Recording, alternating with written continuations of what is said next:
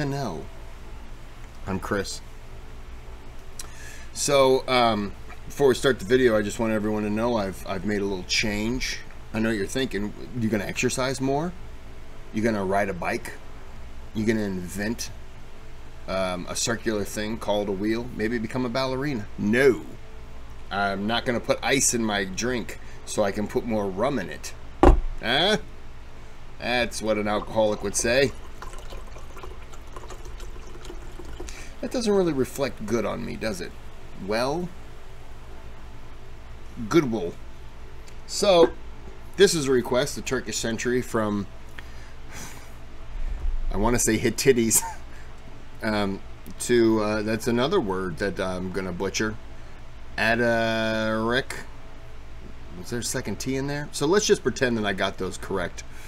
And we're going to do this in a 15-minute segment, and we're going to start in 614, 613, 612, 610, okay.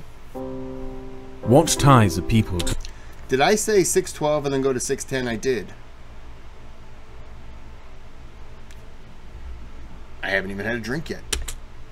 their land? What makes land yours? How can land even be yours? The idea of the nation-state is barely 200 years old, and before that idea, the notion of land as a collective property of a cultural or national construct didn't exist. The land was owned by kings, and you lived on their land by their grace. The peoples who worked the lands had no rights over these lands, but were instead tolerated by kings, who themselves claimed to be tolerated by gods. The modern nation-state had to forge identity. Well, I'm sure they tolerated them because they taxed them, right? Yeah, we love you because we're taking money from you. To justify their existence as sovereigns over said land. There are many means and ways to forge such justifications. Our most modern one is derived from adherence to common values or through an integration through language. Because of that, the academic histories of lands are mostly separated into two parts: the story of the land itself and the story of those who live in it now. And this place here is a great example of that separation. The region is now mostly known for the name given to it by its modern-day nation-state, Turkey. The geographical terms for it are Anatolia or Asia Minor, being Greek for East or Latin for Little Asia. And the story of Anatolia is a story separated into a part before those currently inhabiting the region and the story of those who inhabit it now, but also the stories of those that came before those that came before those that inhabit it now, and those that came before them and those that came before those. Throughout the millennia, many came to claim these lands, mainly claiming it though through one thing: a right to land through conquest, as these lands are extremely valuable and probably one of the most sought after and valuable pieces of real estate in the Mediterranean.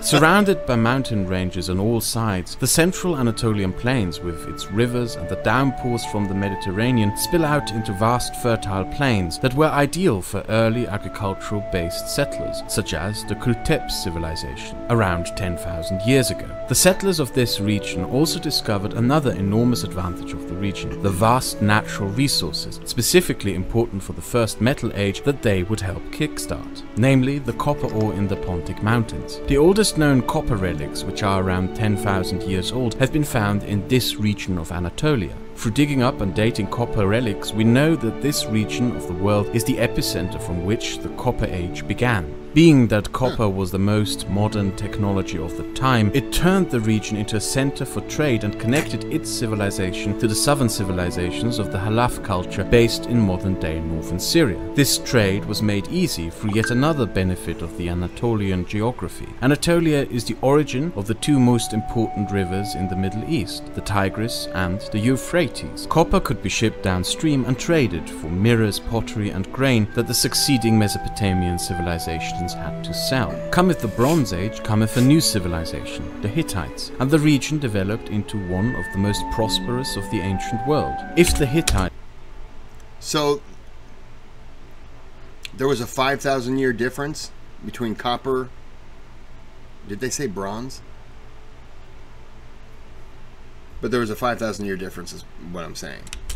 Indo-European peoples came to Hittites. Anatolia as migrants or conquerors is not known. We only know that they came with the Bronze Age and stayed. Bronze is made 9 parts copper and 1 part of tin, which makes tin a resource in need. Again, this region is the epicenter of the Bronze Age, yet another metal age, but we do not know where the tin came from. There are large tin deposits in Britain, northern France, Portugal, Spain, Malaysia and Nigeria, which for their part explain the burgeoning Bronze Age civilizations in these places wants to know how reach them. But not so much in Anatolia. The origin of the tin used to make bronze in Anatolia is still somewhat of a mystery. Tin, due to its chemical composition, can form into tinstone or cassiterite, which, similar to gold, can form at riverbanks in what are called placers that can be scooped and collected. Our safest bet is that this is how the tin was acquired in the river landscapes of Mesopotamia and Anatolia. The bronze made out of that tin and copper brought wealth, but also the Bronze Age collapse, during which the Hittite Empire fell apart into small bickering states to eventually be conquered by the Assyrian Empire. Even though often described as an Assyrian colony, it is far more likely that Anatolia was one of the more important and significant regions of the Assyrian Empire, and not just a foreign place conquered and plundered. A 3,000-year-old ship found off the coast of Uluburn, loaded with dozens of tons of copper, tin, bronze, gold, as well as ivory, point to the significance of Anatolia as an integral part of the Assyrian Empire, as do the various Assyrian artifacts found in Anatolia. Yet as the Hittite Empire declined, someone else also took up shop on the other side of Anatolia. Lydia appeared around 3,000 years ago and took advantage of yet another great geographic benefit of Anatolia, its vast coastline protected by mountains, ideal to go out and trade through the Mediterranean, but with the added benefit of the mountains providing protection from any potential invasion by sea. Lydia managed to fight off nomadic raiders such as the Scythians and Cimmerians, and access to the Mediterranean brought Lydia under early Greek influence and trade with Egypt, which in return allowed it to prosper.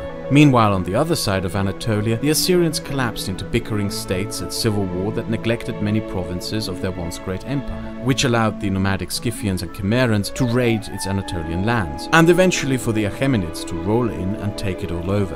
And here we reach a moment where history mixes somewhat with legend and myth. The last king of Lydia, Croesus, visited the Oracle of Delphi asking if he should go to war with the Achaemenids. To which the oracle replied, "If you go to war, a great kingdom shall be destroyed." So Croesus went to war with the Achaemenids, and consequently the kingdom of Lydia was destroyed as the Achaemenids conquered it. However, as much as the Achaemenids must have enjoyed their power over Anatolia, they didn't make it their new home, but a satrapy, where local Greek colonists and city-states increasingly resented their Persian overlords, which in return was a perfect justification for the Macedonians to invade the place and kick the Achaemenids out again. This began a long period of Hellenic dominance in Anatolia, however not through a united Greek ruler, but several states, kingdoms and entities, such as the Seleucids, Pontus and Pergamon, who warred and bickered over land and dominance over the landmass. It saw the arrival of the Bithynians in the Bosporan Straits, a Thracian people from modern-day Bulgaria who Hellenized and founded a city and kingdom at a strategically important position. The arrival of the Galatians, who were a Celtic tribe from modern-day Hungary who migrated into Greece, sacked several cities and then migrated into Anatolia to settle there. There, they would be neighbors to the Cappadocians, an Iranian kingdom in central Anatolia. Combined with an Armenian expansion westward, this shaped Anatolia's cultural makeup for centuries to come as a diverse place of many different cultures, languages and peoples. And this multitude of cultures, combined with the strategic importance of the landmass, made especially the coastal regions rich and powerful. Greek kingdoms controlled trade from the Black Sea into the Mediterranean. Galatian mercenaries served in Egyptian armies, and the Armenian kingdom kept growing. Then came the Romans, who didn't drive anyone away, but simply made everyone Roman. Under the Romans, the wealth of the region didn't decline, but increased. More importantly, as Anatolia could be used as a base of power from which, through rivers and roads, power could be exercised over the Levant, Mesopotamia, and by that extent Egypt, the importance of the province that the Romans named Asia Minor kept growing and growing. In particular, the importance of its biggest city, Bithynia. Financial, political, and military power gradually shifted within the Roman Empire eastwards, to Anatolia and the Bosporus Straits. Culturally, this changed the makeup of the Roman... I had to pause for a second. I have not said anything because this is very interesting, very entertaining. But that red is killing my eyes for some reason. So I paused on it apparently because I'm stupid. Roman Empire in the east, it became more Greek, as the people in the cities were predominantly Greek. It is where the Romans started adopting Christianity, with a distinctive Greek touch to it. After the death of Rome's first Christian empire, the city which he had helped expand as the new capital was named after him, and subsequent emperors divided the empire into two, of which the Eastern Empire would be the only one to remain. As such, it endured further centuries from its capital at the Bosporus, with its heartland in Anatolia, even as it lost much of its empire, first to the Sassanids and then to the first caliphates. Someone, however, who is not to be seen in this, the first years of history of this mass of land, are the people who this video is about. They spent those years elsewhere, and at around 1200 they were about to make their great entry into this story. Wow. That was a lot of information, by the way. That was a lot of information.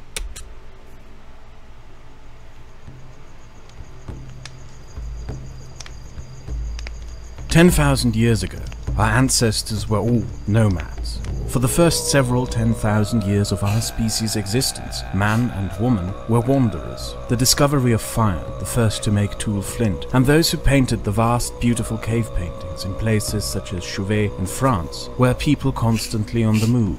And move they had to. The protein they relied on for their diet was meat, which is a more concentrated protein than plant food. Eating meat also cuts down the time spent eating by 2/3. But meat is harder to acquire, especially for a slow creature like a human being having to hunt creatures that are adapted to fleeing far faster predators than men. To be able to hunt such prey, it requires specialization and collective effort. And it also requires movement, because hunting cannot sustain a growing population at one spot over time. The extent to which a patch of land can sustain a hunting population is limited by the game being hunted, its cyclical patterns of migration, and that leaves hunters with the very stark choice of either moving with the game or starvation. Early humans didn't become nomads by choice, but because they had no other choice.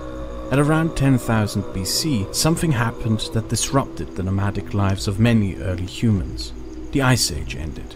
And with the change in climate and landscape that reshaped the world's geography, river valleys and vast fertile plains capable of sustaining agriculture formed that invited these early people in to settle. However, in free regions of the world, geography still lent itself to the life of the nomad. The plains of North America, the savannas of Africa, and the vast steppes of Asia. As people settled in the Fertile Crescent, the Nile Valley, the Indus River Valley, and the Yellow River Valley, the peoples of the steppe had no place to settle. The agricultural revolution of 10,000 BC also brought a new addition that affected the lives of nomads as well, the domestication of animals. Reindeer, goats and sheep domesticated changed the nomad life from hunter-gatherers to herders. Through this, the nomads took upon themselves the responsibility of nature. Providing food for the herded animals required the nomads to continue traveling in search of pastures to graze. A nomad's life is a harsh and unforgiving life. Life is an endless ritual revolving around the animals. The horses, the sheep, the dogs, the goats take center stage in life and community. A tribe's value and strength are measured by its animals. Constant moving and dedication to survival leave little room for specialization, as all specialization is dedicated to the herd and the tribe. Survival requires a simple life as a nomad. Within settled civilizations, the surplus in food allowed for a surplus in labor pool who could specialize in masonry, metalwork, writing, governance, and more. However, specializations within settled communities have disadvantages compared to nomadic civilizations. A farmer is specialized to be a farmer. A mason is specialized to be a mason, neither are warriors. In comparison, a nomad will always be a herder, a hunter, and a warrior at the same time. Civilization also comes with civilization diseases, which most nomads avoid, resulting in longer average life expectancy for a nomadic culture. And in that position, a nomad can also... Do nomads avoid it just because they're always on the move? So that, like, if there's a smallpox outbreak, chances are they weren't there anyways. They're 100 miles away. Or 100 kilometers away, even though it's not the same thing. But you understand what I'm saying. They're not in the same area, so they're not going to be affected. Acquire technologies of settled peoples by simply taking them or trading them. One of the largest geographic landscapes in the world are the Eurasian steppes. They stretch out from the Balkans to the Pacific coast over a total of over 4,000 miles in length and up to 1,000 miles wide. This vast landscape is almost in its entirety flat, grassy plains, stretching out endlessly into the horizon, dotted with a few deserts and hills. Only a few mountains and lakes pierce through this endless landscape. There are no rivers to settle around, no large fertile fields to irrigate, no mountains to build borders around, no boulders to make walls with, and no forests to log and build with. So the people who inhabited these lands remained nomadic as most others settled. And who these people were is somewhat hard to define. People are different from animals in that we don't just leave behind what we were when we die, but also what we made. And with nomads, there is not much being left behind. No buildings, walls or castles. To nomadic peoples, everything is always used, nothing is wasted, and therefore almost nothing is left behind. The best an archaeologist can hope for are burial mounds, and what we find in them may contradict stereotypes that you may have of the supposedly scruffy poor nomad.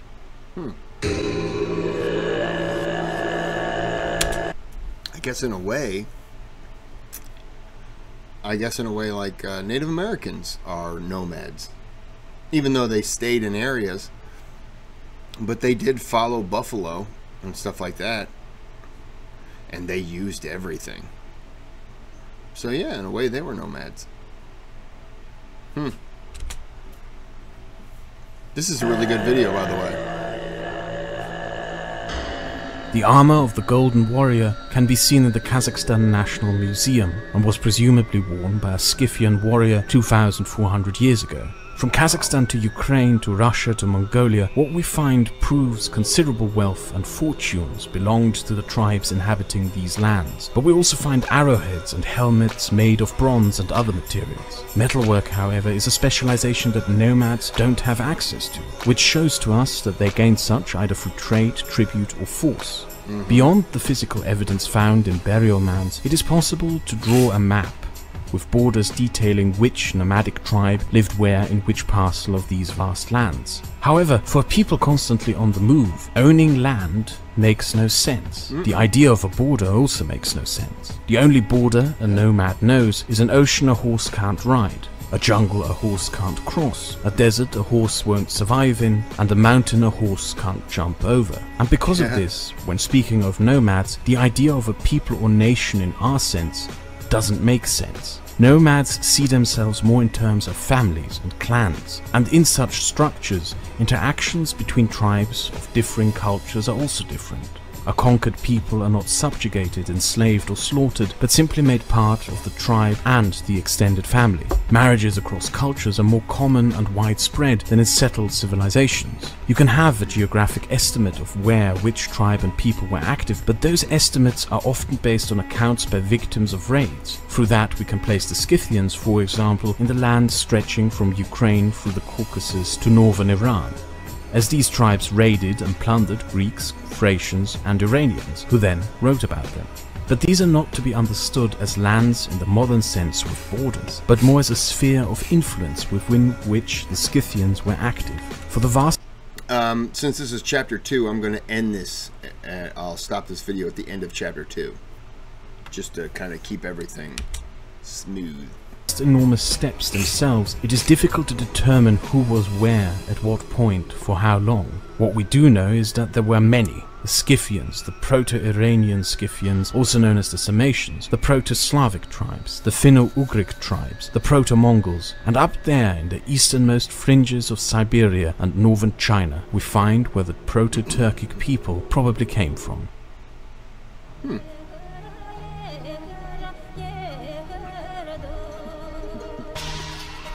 And we know of them from this place because some of them still live there, still as nomads and still worshipping the ancient nature gods, and because they raided the Chinese, who then wrote about them. And what the Chinese had to write about these early Proto-Turkic peoples wasn't very flattering. Then again, the ancient Chinese did... Oh, damn it. I saw Book of the Demon-Horned... Sorry. About them. And what the Chinese had to write about these early Proto-Turkic peoples wasn't very flat. Book of the Demonic Horned Turk Demon. by Zhou Dynasty Ball. Then again, the ancient Chinese didn't have much nice to say about anyone. Everyone who isn't me is in the smug Chinese guys besides themselves. Based around the Altai Mountains in various confederations of tribes, these proto-Turkic tribes would raid Chinese towns and castles. But we also encounter a problem through these Chinese sources. The exact ethnic makeup of the tribes they encountered is somewhat unclear. The large steppe regions east of the Altai Mountains were not just home to the Proto-Turkic, but also to the Proto-Mongol tribes. It is therefore sometimes unclear if a tribe or confederation of tribes that the Chinese historians describe were Turkic or Mongol, since ancient Chinese historians made no distinction and just called all of them barbarians. One of the first large nomadic confederations of the region was the Xianbei, and since the debate over if they were Mongol, Turkic or a confederation of both is heated and the answer unknown, I won't be trying to answer it here. The Xianbei were overthrown by the Rouran Khaganate, of which it isn't entirely clear if they were Turkic or Mongol, but it is more likely that they were Mongol.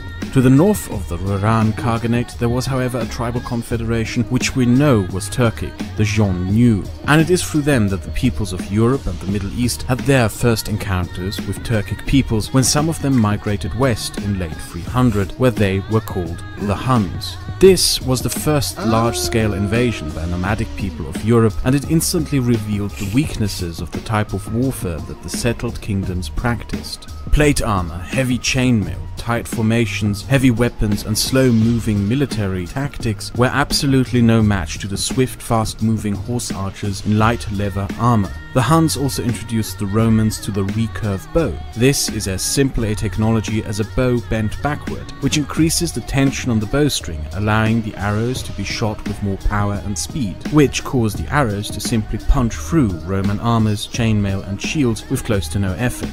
This bow was the result of the nomadic specific specializations required to improve a herd society's life. If you can fire a bow faster, stronger, harder, you have better chance of like using it for hunting and stuff like that. The fact that it can blow through chainmail of your opponent, well, you know, it sucks for that person. Hunnic tribes invaded Europe, Iran and northern India and caused the collapse of the Western Roman Empire. However, after defeating their enemies and acquiring vast empires of tributary states, a weakness in the nomad life was exposed. After conquering a settled people, a nomad cannot simply remain a nomad anymore. A settled people cannot simply be integrated into a tribe or family like a different nomadic tribe. And consequently the nomads are trapped into consistently patrolling a hostile land, worked by a people who increasingly despise their overlords. The Hunnic Empire stretched from the North Sea to the Caspian, but after barely half a century they were driven out by the people they had subjugated. However, as the Hunnic Empire collapsed into itself, the 5th century started with a flood of nomadic peoples invading and migrating into settled lands. The Bulgars, Avars, Slavs, Finno-Ugurs and the Hungarians came from the Eurasian steppe into Europe throughout the next 4 centuries. But unlike the Huns that preceded them, they all settled and transformed from nomadic peoples into settled kingdoms. And during that time, on the other end of the Eurasian continent, an interesting development was happening. The Rouran Khaganate collapsed and was replaced by the Turkic Khaganate, also known as the Gökturks. After defeating the Rouran Khaganate, the Gökturks would defeat the Iranian Hittites and consolidate power over almost the entire Eurasian steppe. From there, they would continuously launch raids against China and Persia, and it is possible that their conquest of the Eurasian steppes is what caused the great migrations of people into Europe as refugees from the Gökturks. However, by 600, their empire had split into two between a West and an East Khanate. The Eastern Khaganate would spend its history almost constantly raiding Tang Dynasty China until it fell to the Turkic Uyghur Khaganate, which itself fell apart into various smaller Khaganates. The Western Gökturk Khanate also fell apart into various smaller Khanates and tribes, and amongst them, one would stand out and do something that no Turkic tribe had done before.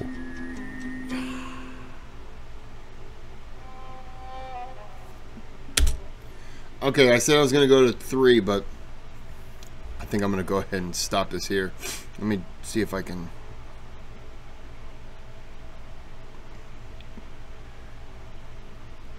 I just want to check real fast if where chapter 3 would be.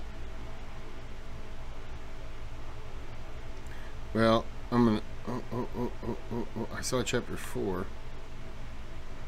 course, I went too fast, didn't I? Well, I'm gonna call it because I got a few things I need to do right now. So, we're done. All right, video's over. Pull your pants back up, right? Shouldn't be doing that during my video anyways. Unless you really enjoy me drinking alcohol, then it's fine. So, like and subscribe, or you're going to be just like relaxing, right? You're going to go to work, and you're driving on to work, and oh, hey, look, it's traffic. Oh, that's fine, right? You can slow down, pull out your coffee, right? Take a nice sip. Oh, not too much. It's a little hot. Everyone has hot ice cubes in their coffee. It's delicious, right? And the next thing you know, because you're a lazy person who doesn't clean out their seat very often, you're growing a sporadic Venus flytrap, and it's just going to clamp right under your balls.